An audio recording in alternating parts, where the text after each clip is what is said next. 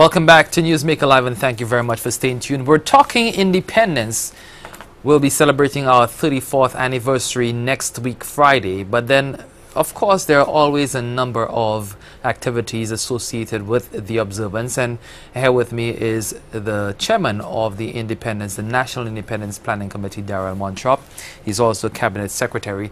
And before we went to break, we were talking about Derek Walcott and Sir Arthur Lewis. And, you know, the thought came to my mind that we have so many heroes in our local context, but our people don't even seem to know the contributions that these heroes have made. You know, you made the point that we don't even name our institutions, we don't name our national infrastructure after them. You know, so I mean, are we failing in that regard, you know, to highlight and to promote and to build an awareness of who our heroes are, who are the people who laid the foundation for where we are today? We certainly have not done good enough, at least in the past, about this. So fortunately, the cabinet has appointed a committee to review just that, at least to look at the naming of public infrastructure. And that too is part of helping raise our, I say raise our nose. I'm saying it in the common parlance. You want to raise your nose and make yourself feel good, and feel good not in some patronizing pat on the back, but as a country we need to be able to recognize those persons who have shaped and who have built this country. And it wasn't built only from 1979. So even whilst we're talking independence, the whole birth of this nation was not, or St. Lucia was not born in 1979. It got it flagged and took membership in certain international organizations from 1979, but the story of St. Lucia certainly predates 1979. Now, even while we're on the subject of Walcott, I mean, they have much we need to do in terms of the teachings of those same persons. Walcott is not, as difficult as some might say he is in terms of his poetry or his reading, he's not taught, he's not required reading in schools. Neither is Arthur Lewis's readings. And so these are things we need to be able to adapt. Now, I mean, one might say that some of the theories not so much passive, but they've had their own particular challenges. But their own theories or works rather, I wouldn't say theories, but their own works need to be highlighted to the young, to the students, so that way, again, they get to recognize what that journey is, what that path has been. And then that can be extended, not then it can be extended, but to show the different contributions that different persons have made to the creation of this nation. We're quicker to tear down. I mean, that's one of perhaps our negative traits. You know, it's sometimes unfortunate, at least I lament it. I think it's easier to tear down, or we seem to relish that, as opposed to giving due thanks and recognition to persons who have made a contribution to their community, to the society. And again, these are the things that needs to change. And I am at least satisfied that it is now at least on the agenda of those groups, because we have at least been explicit enough to those groups to cause that kind of shift. We have not yet done enough to make sure that the communities know their stories, know the persons who originated from there and deserve due recognition. I mean, look at the office. I mean, I'm using her again because of a relatively recent passing. But we have no educational institution named after her, or even from Choiseul. I mean, and she's a proud, or was a proud Choiselian, as it were, and contributed so much to education. And we have schools in Choiseul that are just named after the community. I mean, it doesn't show much imagination, much creativity. And so these are the things that we need to change. We need to be able to make those kinds of shifts, and that's what and I say the committee, not just the national committee, but also the local constituency councils have already begun.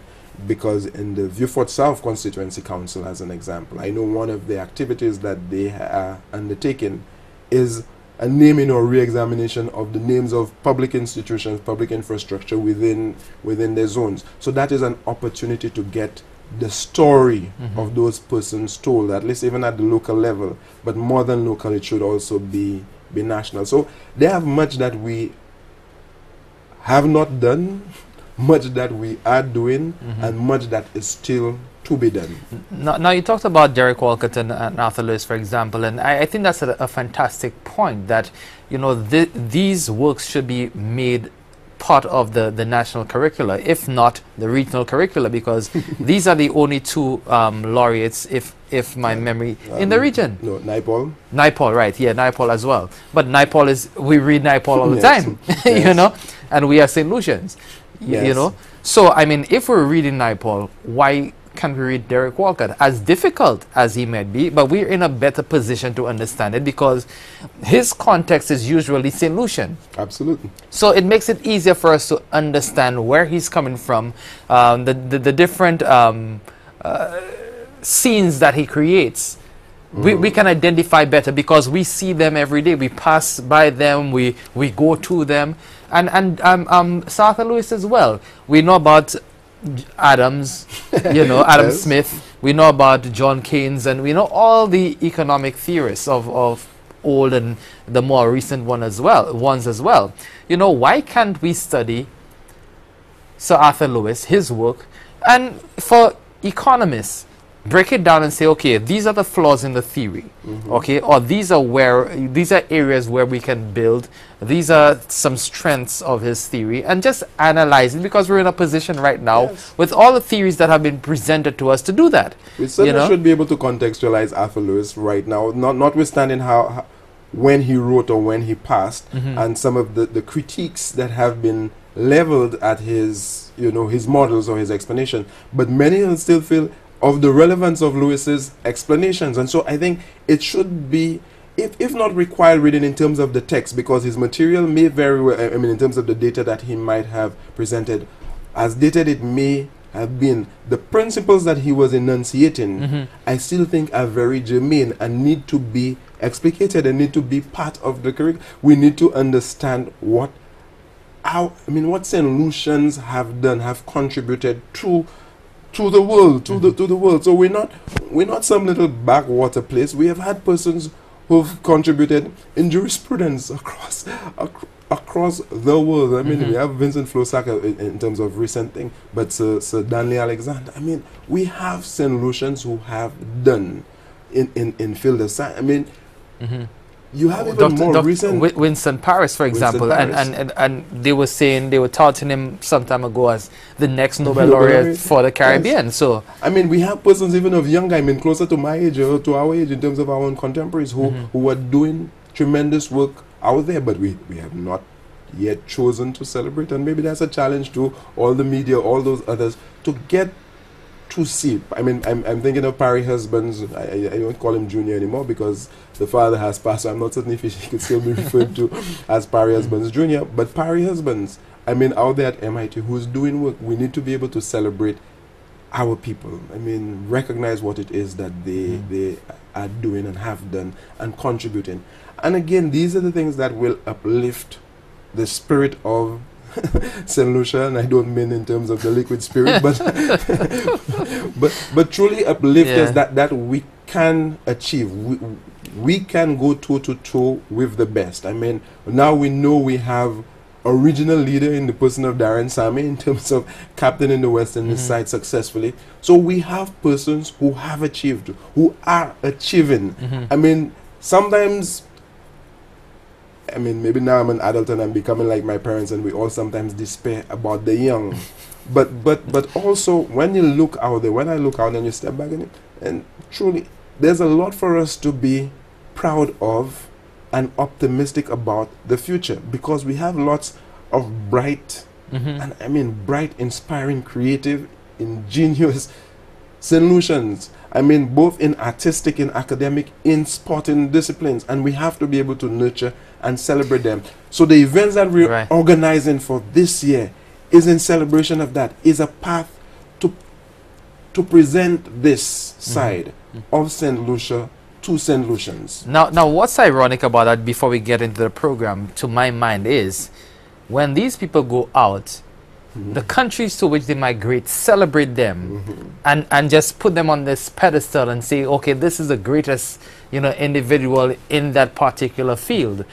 But we cannot identify these people and say, wow, this person is a St. Lucian and this person is blazing a trail, you know, in the US, in Canada, in Europe, in, you know, Africa, in different parts of the world, everywhere around the world. St. Lucians are blazing trails, but yet we don't celebrate them and celebrate their achievements back home. So we definitely, and that is a serious enough failing, and I'm not holding any one group responsible, but I think what we need to do is awaken that consciousness. So let St. Lucians know that they too can, just as others like them have. Now, because they have not known, or many times we don't know, I say we, as I too, some of them I don't know because they have not been presented, or I have not had occasion to encounter their own works. But to the extent that you know that these are your people that have gone on to achieve, I mean, I feel proud. When you out of St. Lucian, you see St. Lucian TV, or you see, man, yes, you feel a certain joy, a certain excitement. Yes, yes. I mean, that's you there, and that's what I think we need to be able to do to all of those who have achieved in business, in science, in any of the fields, to be able to call them to come home and to celebrate them, to attend. When not this man from, you know, because sometimes I mean, there are those negative elements, and these are the things that we really truly have to overcome. Okay, because we have to be real enough and recognize maybe that's why that some of those persons have not, you know, maybe come back home, or I'm not certain all of the reasons why we have not celebrated them, but I know whatever the reasons for not celebrating them, I think it's costing us more, our non-recognition or non-celebration of, because it prevents us, or it denies us an opportunity to celebrate and inspire others. Once persons know that this can be, I mean, you think of the 4-minute mile as an example. Before persons said no one could run below 4 minutes, and once it had been done, after that everyone just running a mile below 4 minutes. So in the sense that, to the extent that persons, St. Lucians, might be doubting their abilities, when they start seeing others like them who have achieved, who've come from similar backgrounds with similar stories, who have been able to go out there and make it, that should inspire, and I definitely think will inspire them to achieve more, to do more, and that's what we really want. And independence is an opportunity for that, because it allows us to fly a flag and say, yes, I am. You know, I am independent in that I can achieve. I am an equal. You know, I am not less than. I can sit at that global table and make my voice heard. I can represent. I could project. I could inspire. I could uplift. I could do all of those things. That's what we are. That's what we're about. And there should be nothing stopping us. Nothing at all. I mean, sometimes I say people like to sound, people sometimes think they're more intelligent if they're critical, you know, and so we sometimes want to tear down as opposed to identifying how we build up.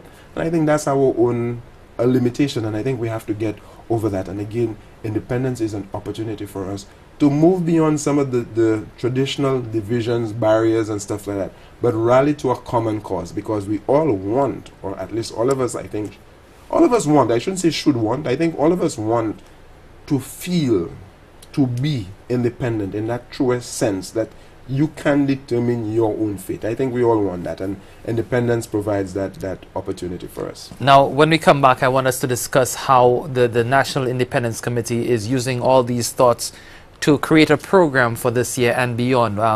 The 35th celebration is a milestone, so you know how we building a path towards the 35th celebration. So stay with us. Newsmaker Live will continue after this short break.